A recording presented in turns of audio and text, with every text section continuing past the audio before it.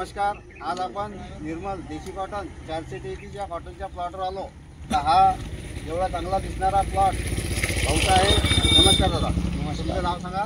निलेश मोरू झालते. Mobile number 8390 1690 55. तर तुम्ही यावर्षी किती एकर देशी कॉटन 433 लावलेली आहे? यंदा यावर्षी 5.5 एकर लावलेली आहे. बरं. निर्मल 433 5.5 एकर. मागच्या वर्षी मागच्या वर्षी 2.5 एकर लावली होती.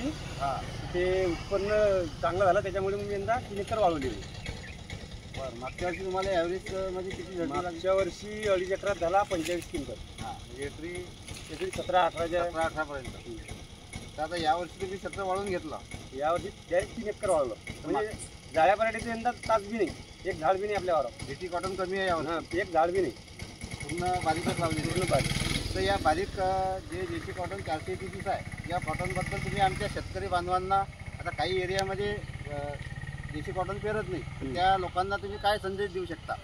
त्या लोकांना माझं असं एकच म्हणणं आहे की बा जाळे पराठीले फवारे किती मारा तरी बोंडळी येतेच. आणि हे बारके जे 3 फवारे म्हणजे 3 फवारे आमची नुसतं अळीचा मकरी मारला तरी बी हे भरपूर उत्पन्न देते. फुलं पात्या किती गायल्या तरी या दुप्पट संख्येने लागतात. त्याच्यामुळे हे पराठी पेरा माणसानं. उत्पन्न बी 17-18 एकरी 17-18 प्लस उन्हाळ्यामध्ये एक पाणी विकत दिलं तुम्ही ना तर दुप्पट कापूस वाढतो. याचं असं एक वैशिष्ट्य आहे. जाळ्या पराठीचं कसं आहे, उपटली फेकली.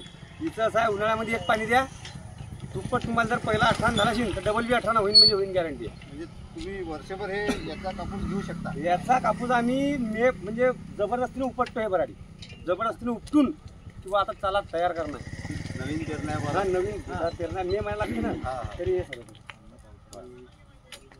तर नमस्कार, धन्यवाद.